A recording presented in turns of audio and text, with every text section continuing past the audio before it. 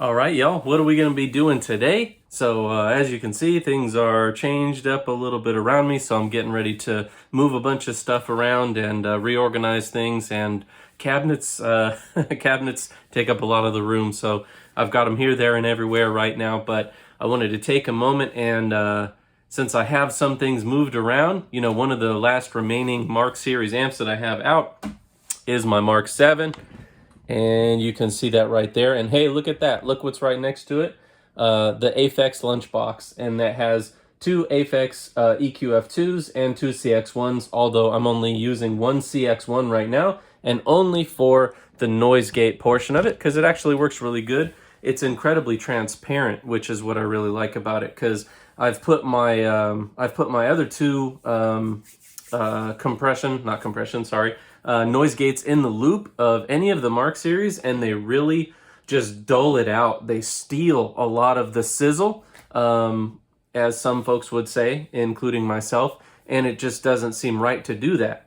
So somehow, some way, early 80s tech from Aphex, they had it figured out. So it's not stealing all of that top end, all that sizzle, right? You don't want it to steal that.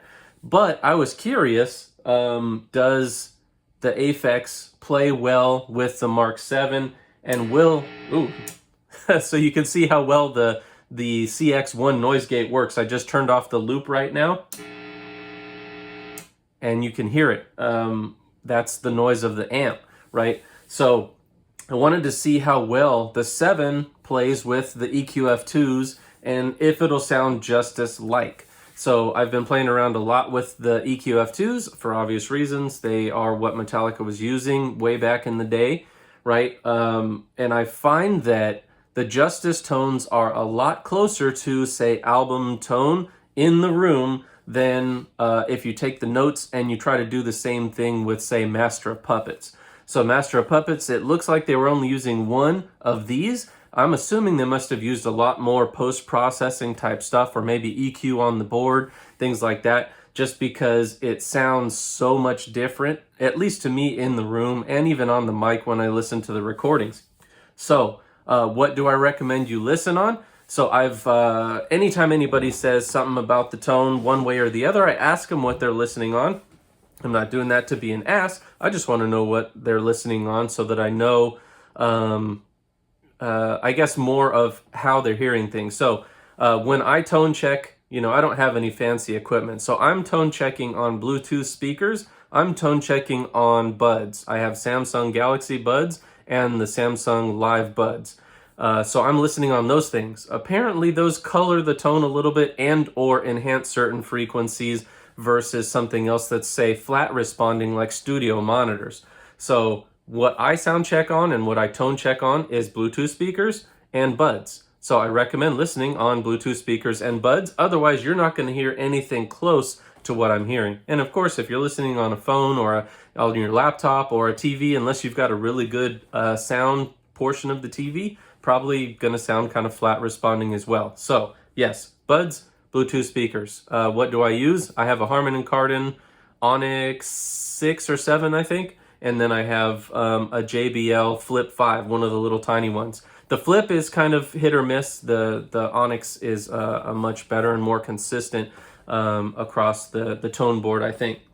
I would hope so, since it's about 4 times the price, right? So without more blabbing here, let's get into the tone comparison. So what I'm going to do is I'm going to let you hear the amp, and then I'm going to just kind of flip back and forth. Fortunately, the 7 has that little effects loop on switch right on the front of the amp, so it makes it very easy to do this comparison with it on or off, because I can just turn the loop on or off whenever I want. So I'll let you hear the raw amp first, and then I'll just kind of go back and forth so you can see how the Mark VII plays with the Aphex EQ, so to speak. So let's get it going.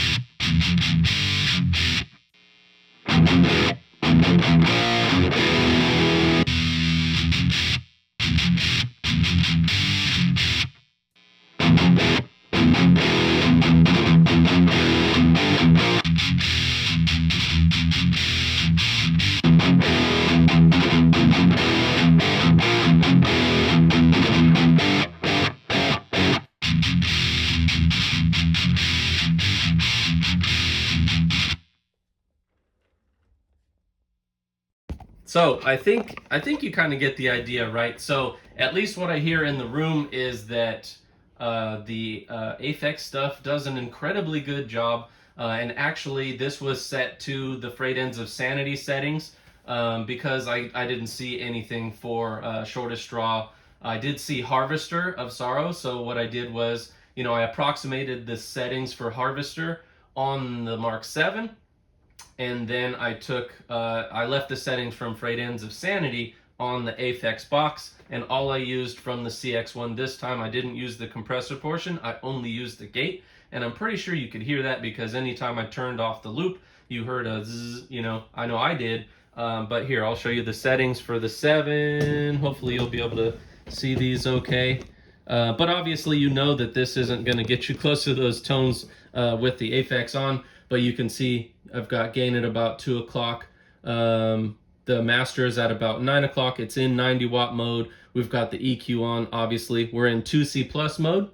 Presence is a little bit on the low side because if I had it up above this, it was kind of killing. Plus, the harvester settings showed presence at 2. If I did what I thought the equivalent of 2 was, it would be a little bit too low. Treble was, I think, at 7, so that's around 2 o'clock. They put mids around 4, but the same kind of thing here. If I turned them up to what I thought 4 would be, which would be like 9 to 10 o'clock, it'd be too muddy. So I turned it down to about what I would think is around 2. Bass, they show at 1 3/4. This is at about, what is that, 7:30, 8 o'clock. And I think that would be probably about the equivalent of 1 3/4 to 2. It shows reverb a little bit, but you can see my reverb is off here. And then the effects loop, this is the switch. You can obviously hear when it's on and off. Then you got your graphic. I did boost the 80 hertz a little bit more just to try to give it a little more beefiness to simulate multi-tracking, which I'm not doing yet. Maybe once I get everything moved around, I'll be able to start using my DAW and do that. You can see flat response on 240, a little bit of a cut on 750. It's basically right above the top line. And then 2200, a little bit of a cut. It's below but touching the middle line. And then 6600 is above but touching the middle line. So that's pretty much it for this video comparison. Thanks for watching. If you like my content, please like, comment, share, and subscribe. Thank you all. Have a good one.